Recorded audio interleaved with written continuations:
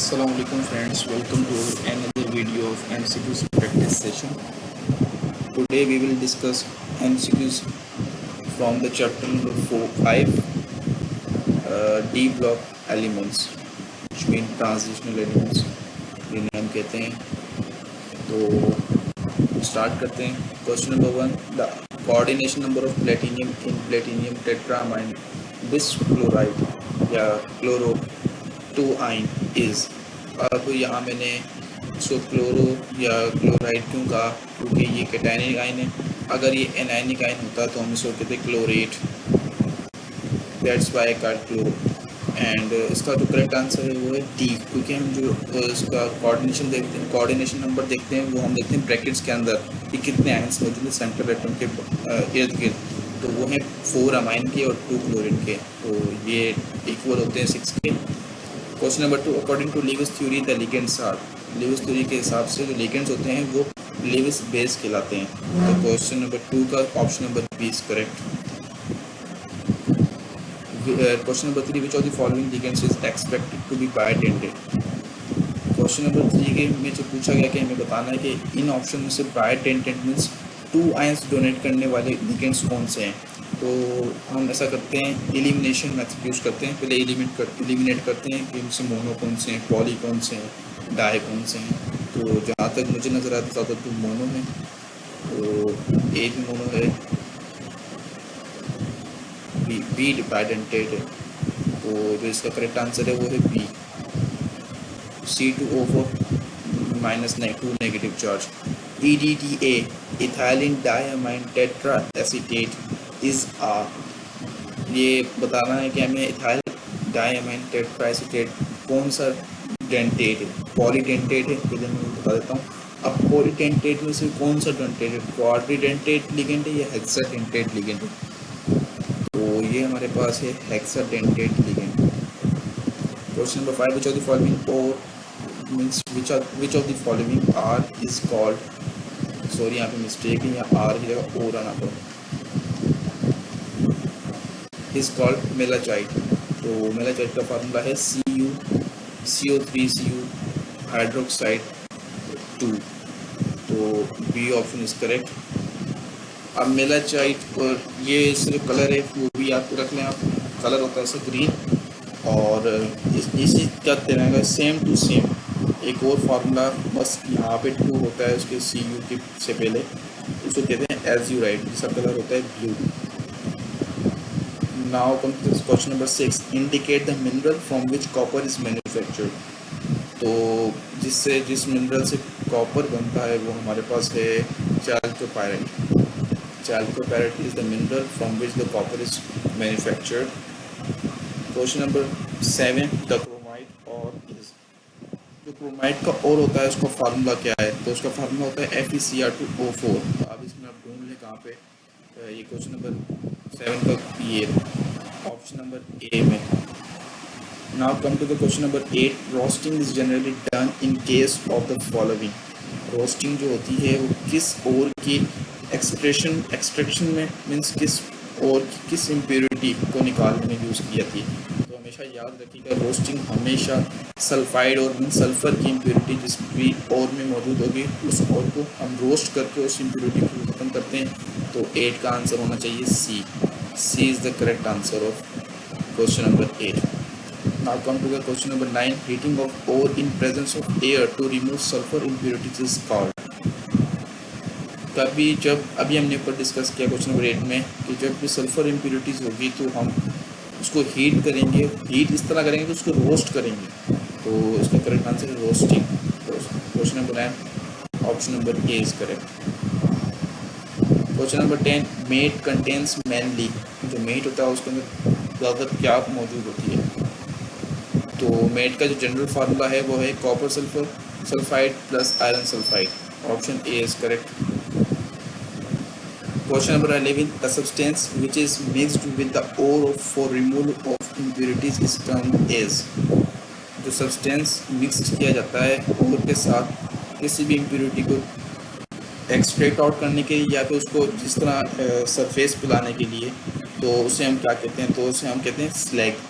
वो झागनुमा सा बन जाता है तो उसे हम कहते हैं स्लैग. तो option A is correct. Now come to the question number 12। Transitional elements exhibit variable valences because they release electrons from the following orbits. आपको मालूम होना चाहिए जब भी हम ट्रांजिशनल एलिमेंट्स की बात करते हैं उनमें खासियत ये है कि वो हमेशा अपने डी ऑर्बिटल और एस ऑर्बिटल में से इलेक्ट्रॉन रिलीज करते हैं, क्योंकि उनकी जो एनर्जीज कम और बेश इक्वल ही होती है। तो इसमें आप ऑप्शन देख लें, S orbit no, S and P orbit बिल्कुल नहीं, D and S orbit yes, C is the correct answer. Question number 13, variable valency is shown by sodium. ये तो बिल्कुल आप देखें, अभी इस तरह के क्वेश्चन आते हैं इसमें आप एलिमिनेशन किया करें। वेरिएबल वैलेंसी जो है वो हमेशा ट्रांजिशनल एलिमेंट ही शो करेंगे, और इसमें सिर्फ एक ही ट्रांजिशनल एलिमेंट है, बाकी कुछ एस ग्रुप्स हैं और दूसरे जो हैं वो पी ब्लॉक्स हैं। मीन्स ये आर्गन आ गया, ये कैल्शियम आ गया और ये सोडियम है, तो B is correct answer. 14, the coinage metals are simple, सबको ही पता होता है कॉइनेज मेटल किसे कहते हैं, copper, silver and gold is called coinage metals, इनसे हम सिक्के बनाते हैं। Question number 15, which ion has maximum magnetic momentum. Maximum magnetic momentum किस आयन का होता है? तो ये इसका फार्मूला भी आप लिख लें, लिखने में क्या मुश्किल होगी मुझे, मैं लिख देता हूँ, इस पे यार थोड़ा मुश्किल से लिखा जाता है।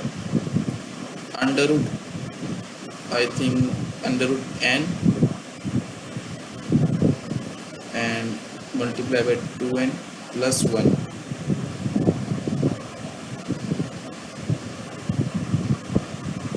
आई थिंक यही इसका फार्मूला है, पर आप मुझे फिर भी गाइड कर दीजिएगा कि मैंने इसको सही लिखा है या नहीं। 15 का जो मैं आपको बता देता हूँ इस फार्मूले के लिहाज से, और जो हाईएस्ट मैक्सिमम मैग्नेटिक मोमेंटम होगा वो होगा हमारे पास आयरन का, क्योंकि हम इसमें जो एन जो शो हो रहा है ये हो रहा है अनपेयर्ड इलेक्ट्रॉन्स। यहाँ पे जो लिखा नंबर लिखा जाएगा इनकी जगह वो होगा अनपेयर्ड इलेक्ट्रॉन्स का।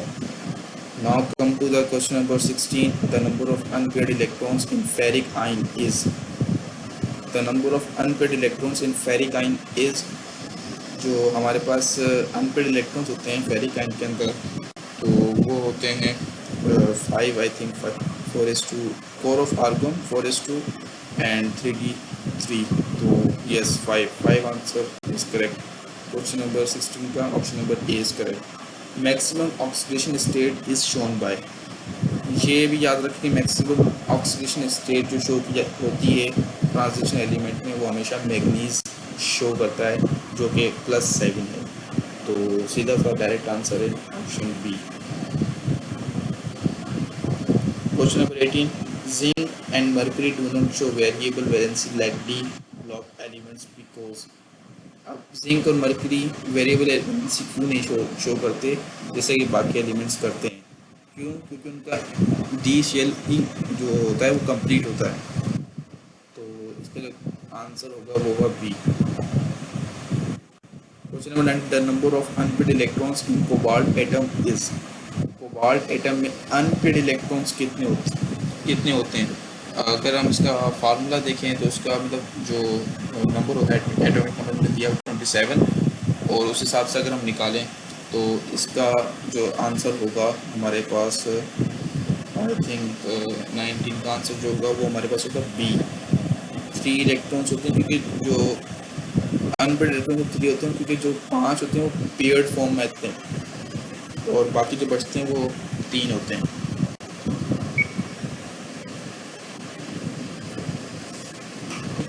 Zinc is related to the which group. तो जो जिंक होता है वो सीरीज़ में सबसे एंड में होता है, और सबसे एंड में जो होती है वो होता है 2b ग्रुप। तो वो start is 3b 4b 5b 6b 7b 8b and 1b and second B. तो जो जिंक होता है वो कंसिडर किया जाता है सेकेंड बी ग्रुप से। 20 का option number A is correct. Which of the following element does not show variable valency.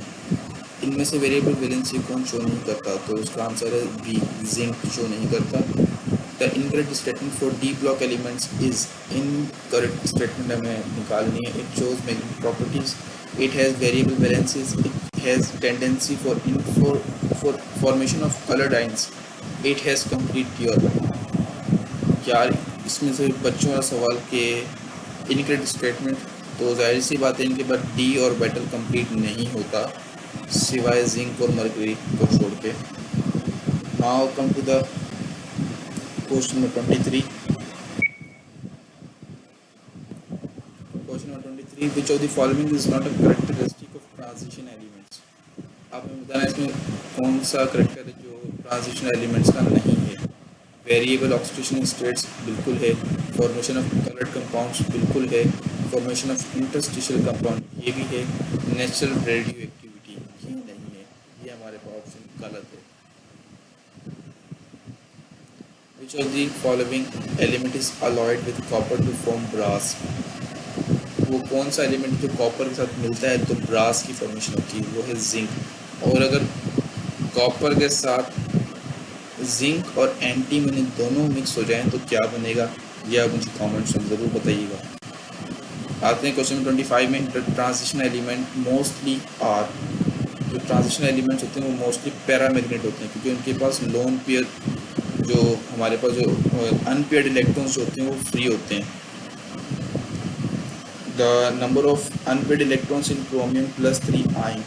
अब क्रोमियम +3 आयन में जो अनपेयर्ड इलेक्ट्रॉन्स हमें मालूम करने हैं कि unpaired electrons chromium positive +3 ion में कितने होते हैं, तो वो उसका आंसर हमारे पास ए 3 आयन्स होते हैं, 3 इलेक्ट्रॉन्स होते हैं जो अनपेयर्ड होते हैं उसके पास.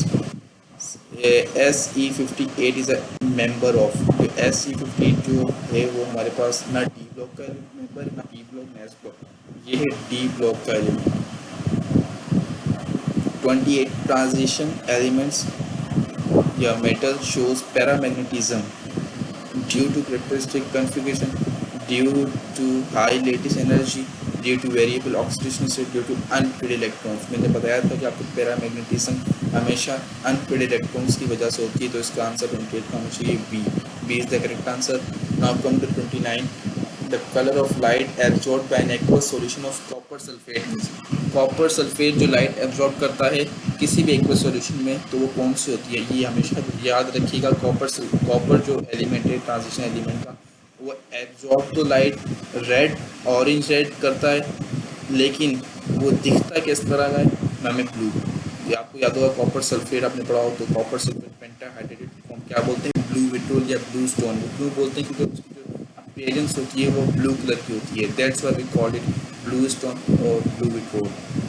तो इसका करेक्ट आंसर है ऑरेंज रेड, क्योंकि ये एब्जॉर्ब इसमें पूछा गया है वो एब्जॉर्ब कौन सी लाइट करता है, तो इसका ऑप्शन है ऑरेंज रेड.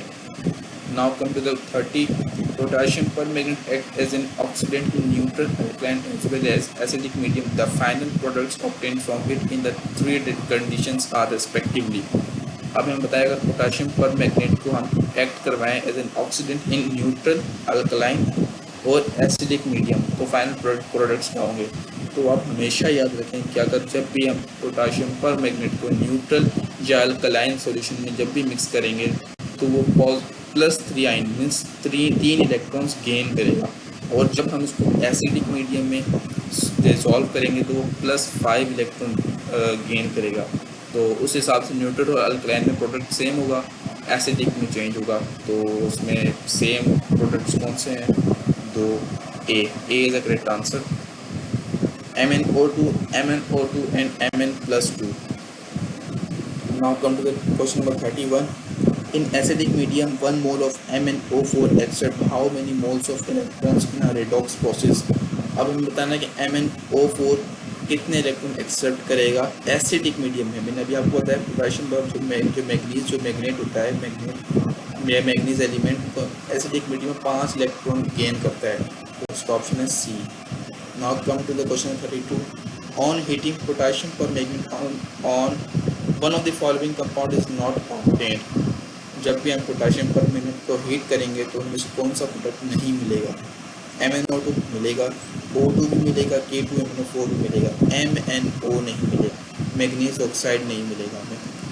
तो इसका जो ऑप्शन है वो option D is correct. Now come to the question number 33 blue vitriol stall, अभी मैंने आपको ऊपर बताया ब्लू विट्रोल जो होता है वो रहता है copper sulphate plus dot pentahydrated, not only सिर्फ कॉपर सल्फेट बिल्कुल भी नहीं होगा, जब यहाँ भी कॉपर सल्फेट है तो उसको हम ब्लू विट्रोल नहीं बोलेंगे, जबकि कॉपर सल्फेट डॉट पेंटाहाइड्रेटेड होगा उसको हम बोलते हैं ब्लू विट्रोल या blue stone. Option B is correct. Vanadium oxide pentoxide is useful as catalyst in, ये पिछली सीरीज में हमने या पिछले आप लोगों ने चैप्टर में पढ़ा होगा कि वेनेडियम पेंटाऑक्साइड कहाँ एज अ कैटलिस्ट यूज होता है, तो ये आपको पता भी होना चाहिए, ये वेरी इंपॉर्टेंट क्वेश्चन है जो अक्सर आता रहता है। तो option number A is correct. Now come to question number 35, KMnO4 in basic medium is reduced to, ये भी हमने ऊपर किया कि बेसिक मीडियम में KMnO4 किस में रिड्यूस हो जाता है MnO2 के अंदर। Now come to the question number 36, amalgams are highly coloured alloys, always solid alloys with contain mercury as one of the contents. Option D, alloys which have great resistance to abrasion. So option number C is correct. Alloys which contain mercury as one of the content. किसी भी element के साथ mercury अगर उसमें मौजूद होगा तो हम उसे अमलगम ही कॉमनली अमलगम ही कहते हैं। Option C is correct. Now come to the question number 37, silvering of mirror is done by, जो सिल्वरिंग ऑफ मिरर होती है वो किससे होती है, तो ये आप लोग पढ़ेंगे अगले चैप्टर्स में। सिल्वरिंग ऑफ मिरर जो होती है वो होती है Al2O3 की मौजूदगी के अंदर, एल्यूमिनियम ऑक्साइड की मौजूदगी के अंदर, और I think sorry aluminium oxide, sorry मुझसे गलती है, एल्यूमिनियम ऑक्साइड नहीं होता, इसकी वो होता है एजीएम सिल्वर ऑफ नाइट्रेट की मौजूदगी, AgNO3 की मौजूदगी में, sorry this is wrong. Option A is correct.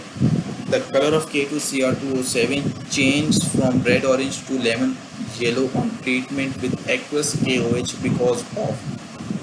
अब इसमें बताना है कि जब K2Cr2 चेंज होता है रेड ऑरेंज कलर से लेमन ऑरेंज कलर में, जब हम उसको पोटाशियम हाइड्रोक्साइड से हीट करवाते हैं, वो क्यों होता है, तो वो होता है कन्वर्जन ऑफ डाइक्रोमेट आयन, जब क्रोमेट में चेंज हो जाता है तो उसके कलर चेंज होते हैं। तो option C is correct.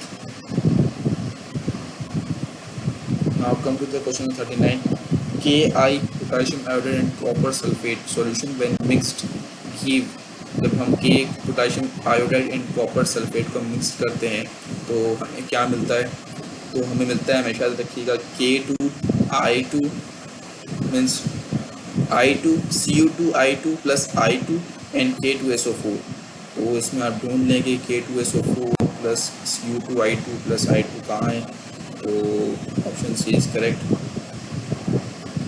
And come to the question number 40, silica is added to roasted copper ore during smelting in order to remove. अब अभी हमने पढ़ा कि सिलिका, जब ये आप प्रोसेस पढ़ रहे होंगे रोस्टिंग का, जब हम कॉपर को एक्सट्रैक्ट करते हैं उसमें से, तो आप पढ़िएगा में लिखा हुआ है कि silica is added to roasted copper ore during smelting on order to remove. Silica जब भी हम यूज़ करते हैं तो वो यूज़ करते हैं फेरस ऑक्साइड को रिमूव करने के लिए, क्योंकि ये एज ए इम्प्योरिटी क्रोमियम जो कॉपर का और होता है उसके अंदर मौजूद होती है।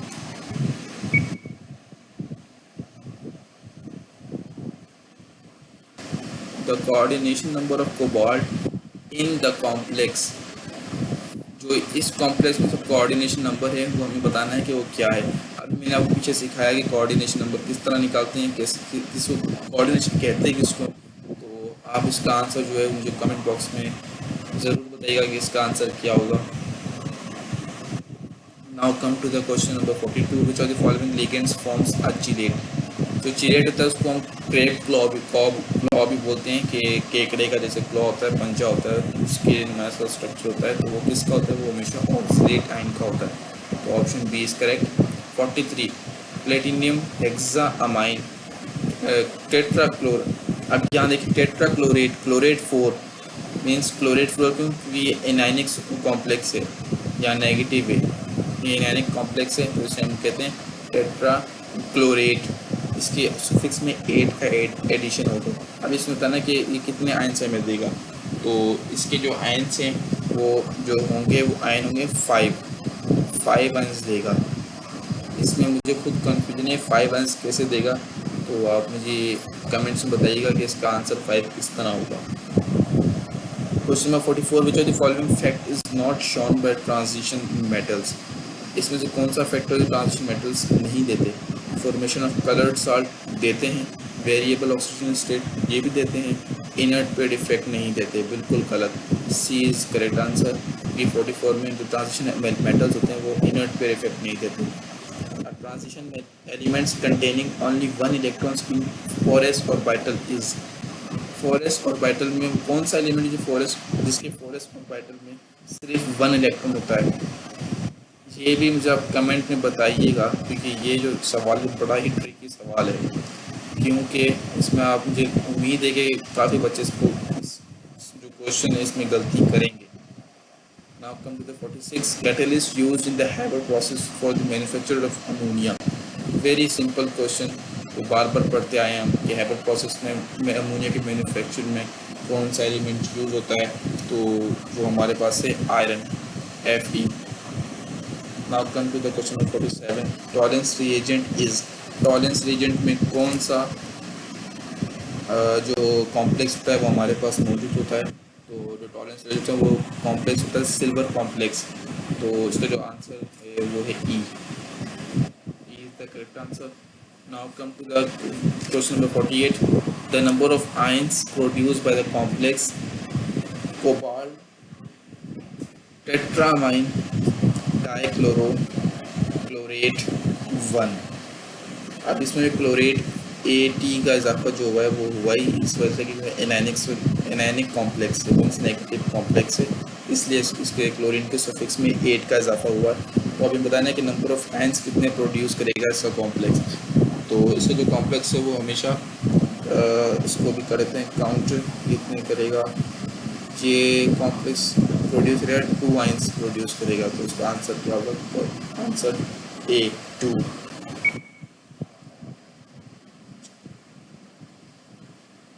जो ब्रैकेट्स होती हैं उसके अंदर वाली वैल्यूज को देखा जाता है कि कितने आयंस हैं। अब इसके अंदर आयन देख लें, अमोनिया जो होता है वो न्यूट्रल लिगेंड है, इस पर कोई चार्ज नहीं होता है, सिर्फ क्लोरीन के ऊपर चार्ज होता है। क्लोरीन पे -2 तो इस पर भी कोबाल्ट भी +2 हो जाता है। कितने चार्ज इसने प्रोड्यूस किए हो गए 2। Now come to the question number 49. Which of the following does not represent the correct sequence of indicated property? अब इसमें बताना है कौन सी प्रॉपर्टी की जो सीरीज़ या सीक्वेंस है वो सही नहीं है या सही नहीं है। तो अभी हमको बताना है। तो manganese +2 greater than nickel, +2 greater than manganese, cobalt +2 greater than nickel, iron +2 greater than cobalt, magnesium momentum. तो ये सही है। Iron oxide, cobalt oxide, nickel oxide basic character, ये भी सही है। Scandium, titanium, chromium, manganese number of oxidation state, magnesium का ज़्यादा, क्रोमियम का ठीक 3 only, 3 is the correct answer.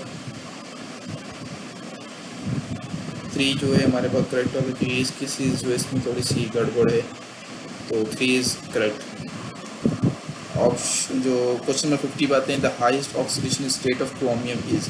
तो क्रोमियम की हाईएस्ट ऑक्सीडेशन स्टेट होती है वो क्या होती है, वो कौन सी है।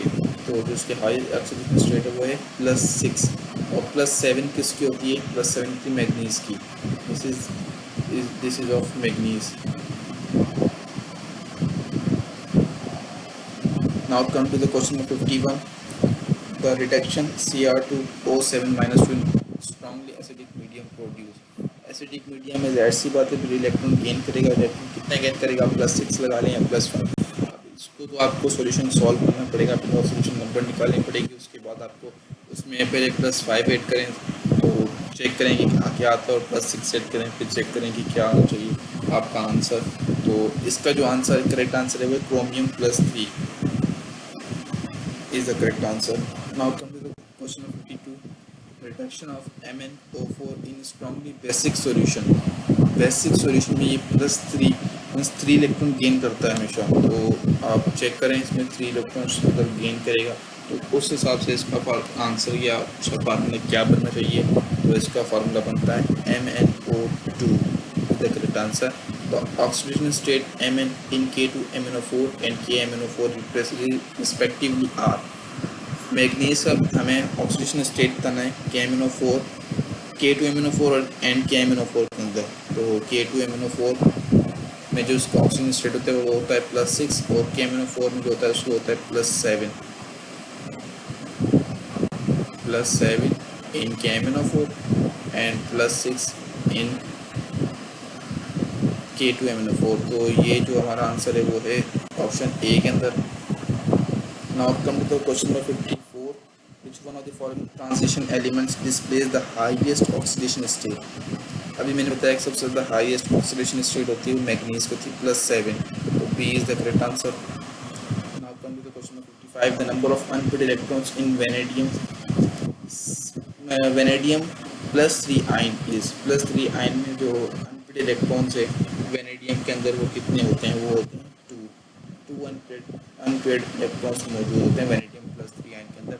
तो ऑक्सीजन क्वेश्चन नंबर 56 तरफ बढ़ते हैं। तो ऑक्सीडेशन स्टेट ऑफ निकल इन निकल 4 cobalt is a neutral ligand है। इसके बाहर कोई भी चार्ज नहीं, ये न्यूट्रल लिगेंड है। तो उसके ऊपर जो उसका जो ऑक्सीडेशन स्टेट होगा निकल का इसके अंदर वो भी 0 होगा। तो option number A is correct. 56 पे आते हैं, 57 पे आते हैं। Fusion of MnO2 with KOH in air produce. जब भी MnO2 with KOH potassium hydroxide से मिलता है एयर की मौजूदगी में वो ग्रीन कलर K2MnO4 प्रोड्यूस करेगा। Come to the question number 58, when excess of NH4OH is added to the aqueous solution of CuSO4 the compound form is. हमेशा याद रखिएगा अमोनियम हाइड्रोक्साइड जब भी किसी एलिमेंट से रिएक्ट करता है तो उसके साथ कॉम्प्लेक्स सबसे पहले अनस्टेबल कॉम्प्लेक्स बनाता है जो बाद में स्टेबल हो जाता है। तो उसका जो अनस्टेबल कॉम्प्लेक्स बनेगा वो बनेगा हमारे पास option number C is correct. ये हमारे पास इसका कॉम्प्लेक्स बनेगा।